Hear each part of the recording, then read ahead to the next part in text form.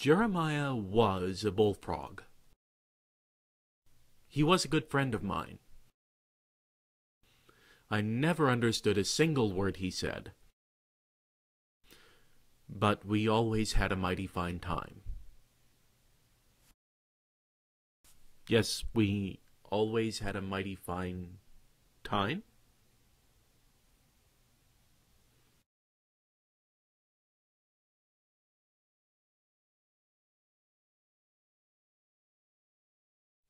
That's a popular enough song that if you change the lyrics around, people go, huh?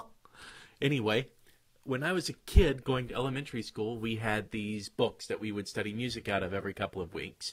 They were the standard elementary school music appreciation books. We're going to teach the kids all about Broadway. We're going to teach them about early rock and roll. We're going to teach them about pop. We're going to teach them about everything except for what's on the radio right now. And one of the songs that we learned and that we sang in class was Joy to the World, as recorded by Three Dog Night. Of course, we only learned one verse and the chorus, and that is the verse that you just heard me recite. Of course, I already knew Joy to the World, as recorded by Three Dog Night, because my parents played that song for me. And so I got to that line, and I'm sitting there, singing along as a kid, and I hit that line. I'm like, that's not how the song goes. It's not. And I turn to the kid next to me, and I say, that's not how the song goes. And he turns to me, and he says, you mean this is a real song? But this is an interesting pattern that we have nowadays. We've had it for a very long time, actually, since I was a kid, which is definitely long enough. And even I remember watching television and seeing ads for the Kids Bop CDs.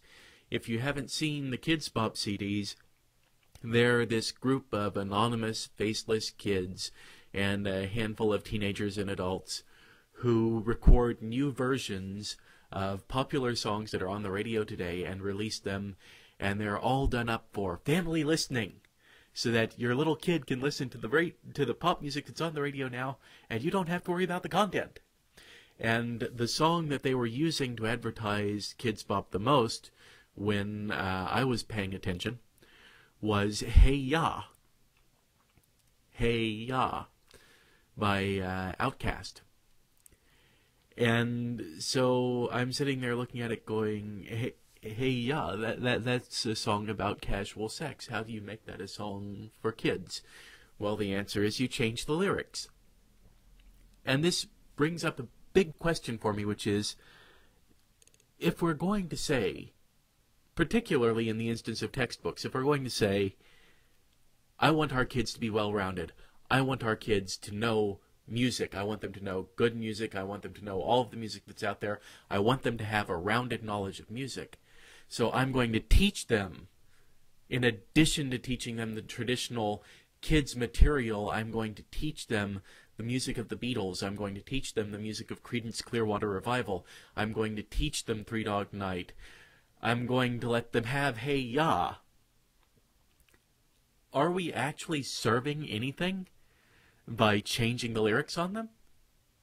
When I was a kid, my mother taught me two songs. First of all, the first two songs she taught me, I remember the first one was the Itsy Bitsy Spider, the Itsy Bitsy Spider climbed up the water spout, down came the rain, all of that fun stuff. And then the second song she taught me was the chorus to American Pie. Bye-bye, Miss American Pie, drove my Chevy to the levee, but the levee was dry. Them good old boys were drinking whiskey and rye and singing, this'll be the day that I die. And she didn't edit any of the lyrics for me, and in fact wound up having to explain to me, a little kid, having to explain to a little kid what whiskey and rye was and why the good old boys would be drinking it. So there I am, a little kid singing this song, and of course I know what wine is. I come to Three Dog Night's Joy to the World, reading along in the book, and they won't let me sing about wine. I sing about whiskey and rye. Do we actually serve by changing those lyrics?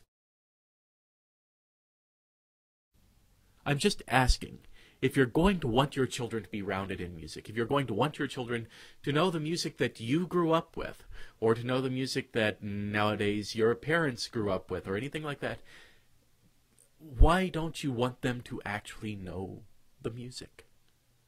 If you want them to be grounded in their own pop culture, in what's on the radio now, why don't you want them to have the music? I'm not asking you to stop doing it. I'm asking you to consider.